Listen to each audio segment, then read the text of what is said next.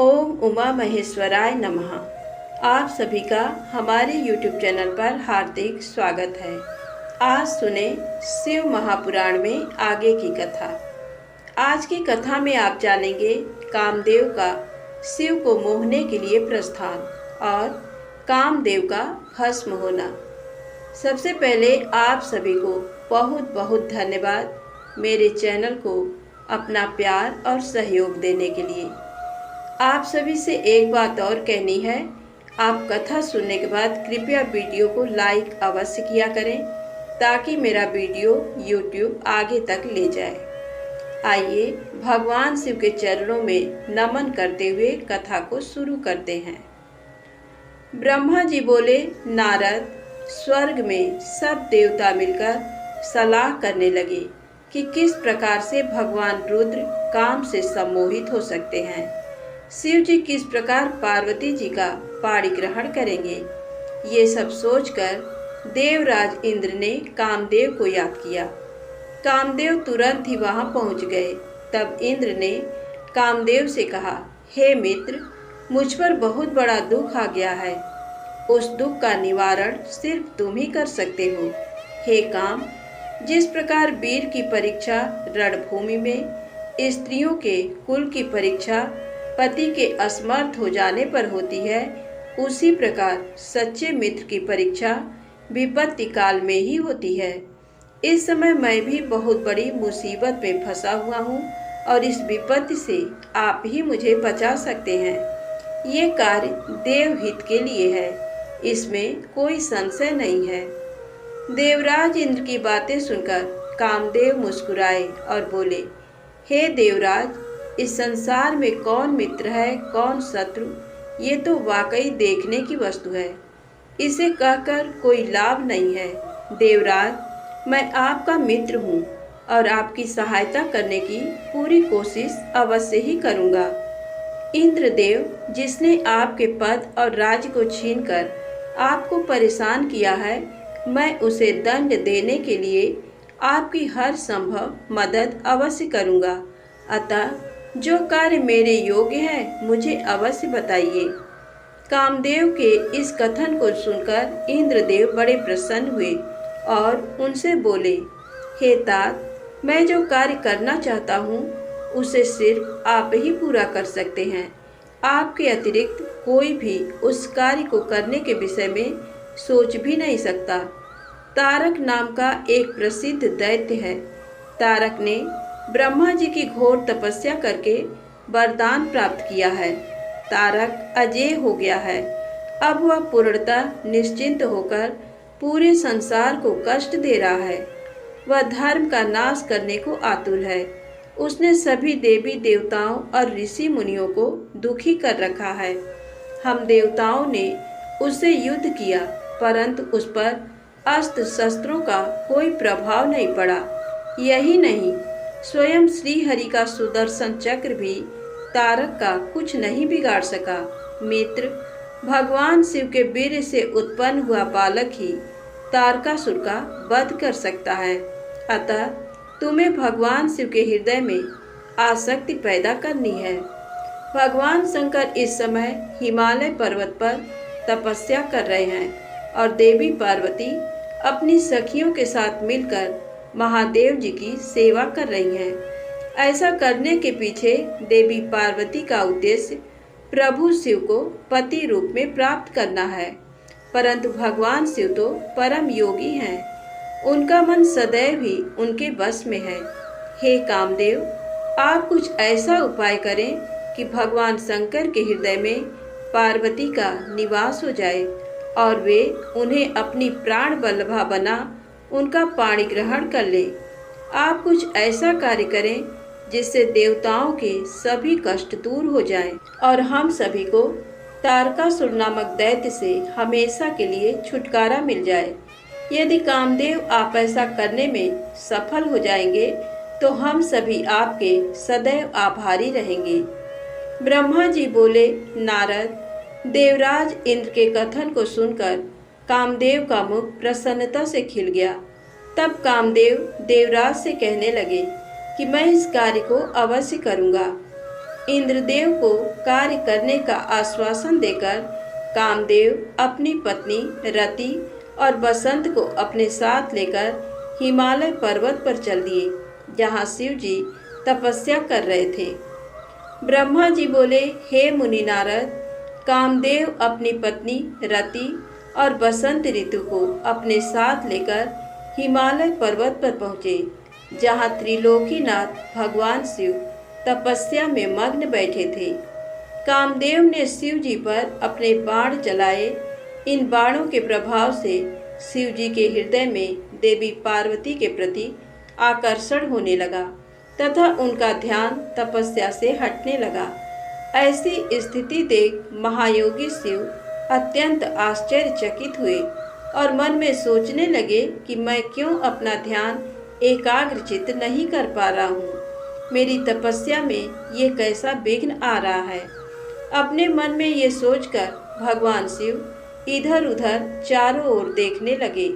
जब महादेव जी की दृष्टि दिशाओं पर पड़ी तो वे भी डर के मारे कांपने लगी। तभी भगवान शिव की दृष्टि सामने छिपे हुए कामदेव पर पड़ी। उस समय काम पुनः बाण छोड़ने वाले थे। उन्हें देखते ही शिव जी को बहुत क्रोध आ गया। इतने में काम ने अपना बाण छोड़ दिया, परंतु क्रोधित हुए शिव जी पर उसका कोई प्रभाव नहीं हो सका। वह बाण शिव जी के पास आते ही शांत हो गया। तब अपने बाण को बेकार हुआ देख कामदेव डर से कांपने लगे और इंद्र आदि देवताओं को याद करने लगे। सभी देवतागण वहां आ पहुँचे और महादेव जी को प्रणाम करके उनकी भक्ति भाव से स्तुति करने लगे। जब देवतागण उनकी स्तुति कर ही रहे थे, तभी भगवान शिव के मस्तक के बीचों बीच स्थित तीसरा नेत्र खुला और उसमें से आग निकलने लगी। वह आग आकाश में ऊपर उड़ी और अगले ही पल पृथ्वी पर गिर पड़ी, फिर चारों ओर गोले में घूमने लगी। इससे पूर्व कि इंद्रदेव या अन्य देवता भगवान शिव से क्षमा याचना कर पाते, उस आग ने वहां खड़े कामदेव को जलाकर भस्म कर दिया। कामदेव के मर जाने से देवताओं को बड़ी निराशा व दुख हुआ। वे यह देखकर बड़े व्याकुल हो गए कि काम उनकी वजह से ही शिव जी के क्रोध का भागी बना। कामदेव के अग्नि में जलने का दृश्य देखकर वहां उपस्थित देवी पार्वती और उनकी सखियां भी अत्यंत भयभीत हो गईं। उनका शरीर जड़ हो गया, जैसे शरीर का खून सफेद हो गया हो। पार्वती अपनी सखियों के साथ तुरंत अपने घर की ओर चली गई। कामदेव की पत्नी रति तो मूर्छित होकर गिर पड़ी। मूर्छा टूटने पर वह जोर जोर से विलाप करने लगी। अब मैं क्या करूं, कहाँ जाऊं? देवताओं ने मेरे साथ बहुत बुरा किया, जो मेरे पति को यहाँ भेजकर शिव जी के क्रोध की अग्नि में भस्म करा दिया। हे स्वामी, हे प्राणप्रिय, ये आपको क्या हो गया? इस प्रकार देवी रति रोती बिलखती हुई अपने सिर के बालों को जोरों से नोचने लगी। उनके करुण क्रंदन को सुनकर समस्त चराचर जीव भी अत्यंत दुखी हो गए। तत्पश्चात इंद्र आदि देवता वहां देवी रति को धैर्य देते हुए उन्हें समझाने लगे। देवता बोले, हे देवी, आप अपने पति कामदेव के शरीर की भस्म का थोड़ा सा अंश अपने पास रख लो और अनावश्यक भय से मुक्त हो जाओ। त्रिलोकीनाथ करुणा निधान शिव जी अवश्य ही कामदेव को पुनः जीवित कर देंगे। तब तुम्हें पुनः कामदेव की प्राप्ति हो जाएगी। वैसे भी संसार में सब कुछ पूर्व निश्चित कर्मों के अनुसार ही होता है। अतः आप दुख को त्याग दें, भगवान शिव अवश्य ही कृपा करेंगे। इस प्रकार देवी रति को अनेक आश्वासन देकर सभी देवता शिव जी के पास गए और उन्हें प्रणाम करते हुए कहने लगे, हे भक्तवत्सल, हे त्रिलोकीनाथ भगवान, आप कामदेव के ऊपर किए अपने क्रोध पर पुनः विचार अवश्य करिए।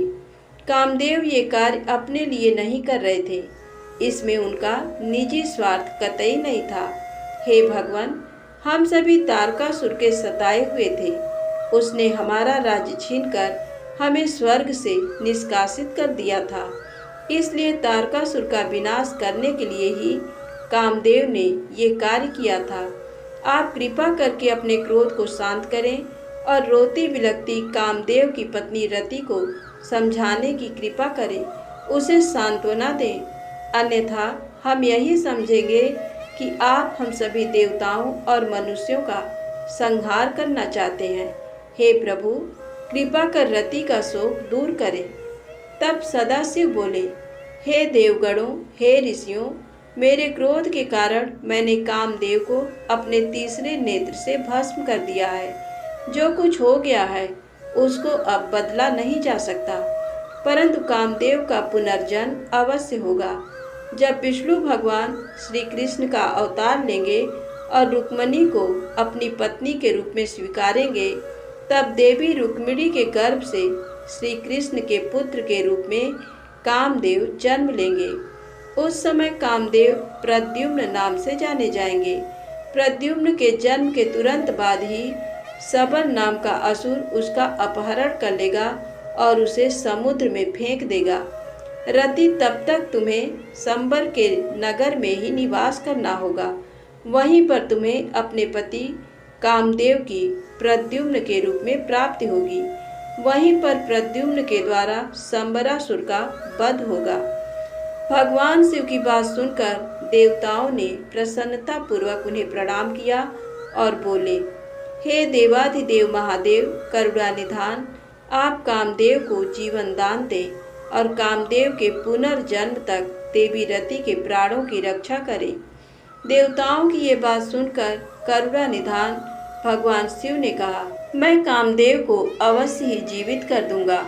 वह मेरा गढ़ होकर आनंद पूर्वक जीवन व्यतीत करेगा। अब तुम सब निश्चिंत होकर अपने अपने धाम को जाओ। ऐसा कहकर महादेव जी भी वहां से अंतर्धान हो गए।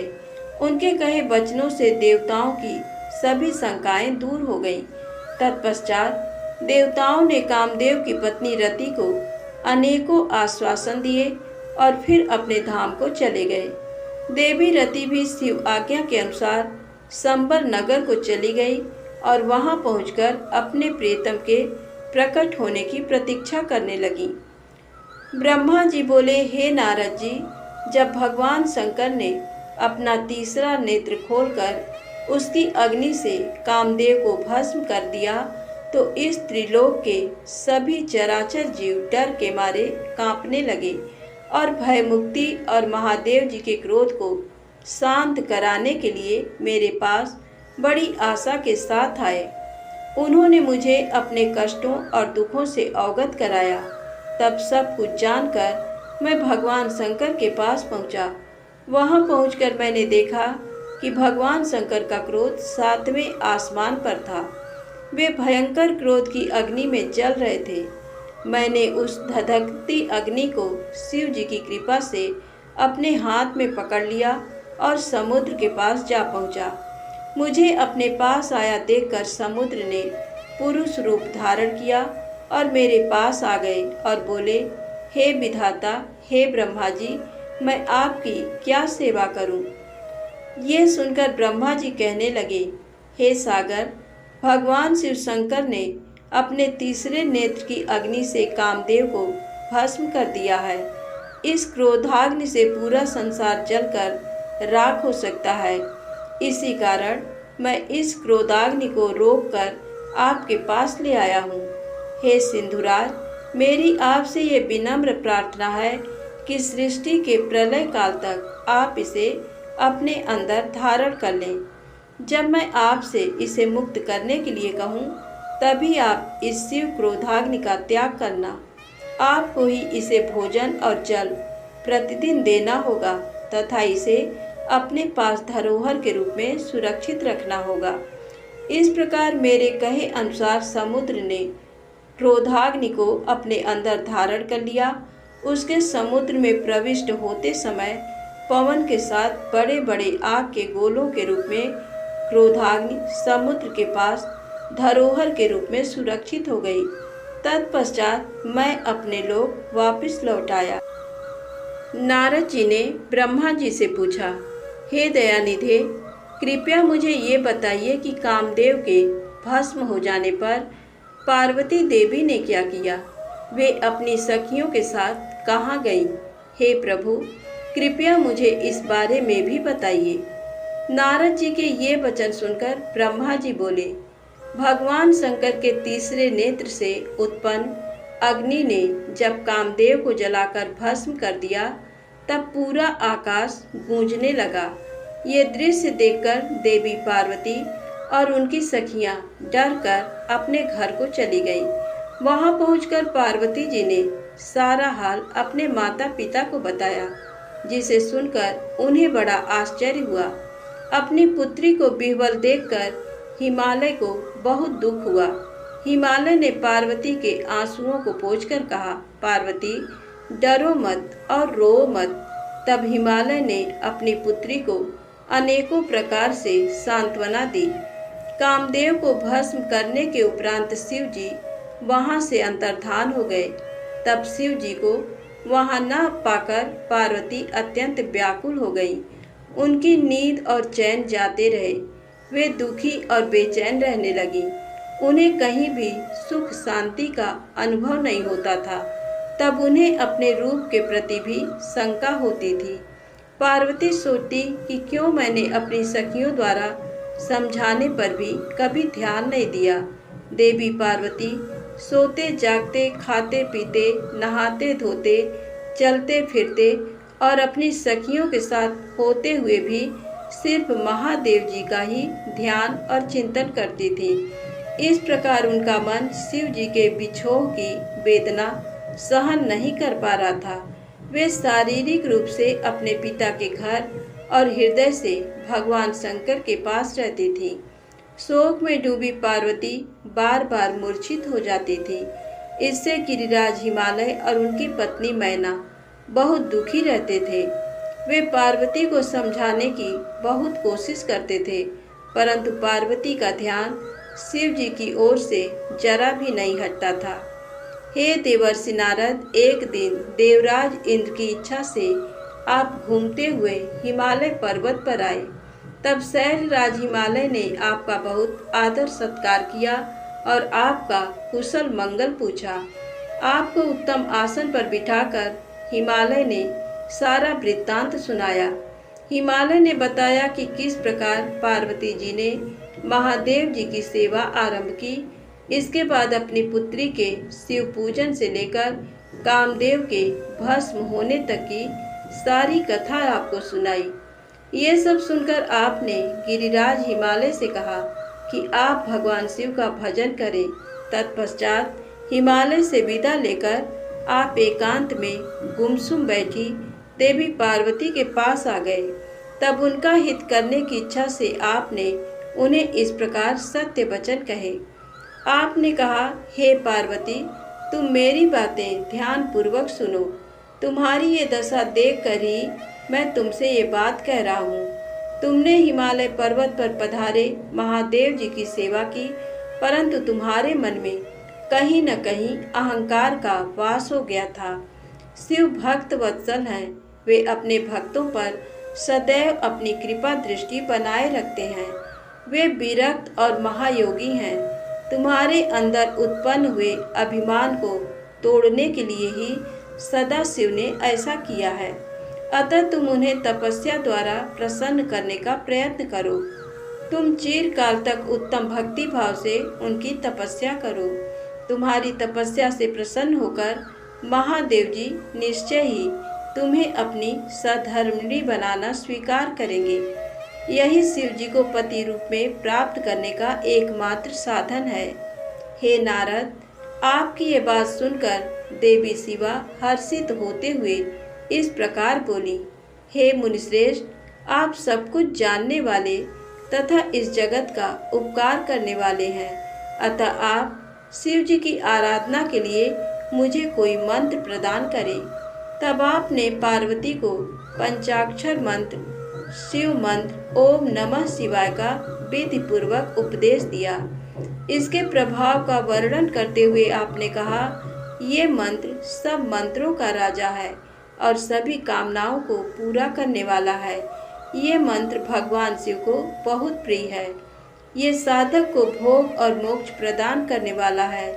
इस पंचाक्षर मंत्र का विधि पूर्वक व नियम पूर्वक जप करने से शिव जी के साक्षात दर्शन होते हैं।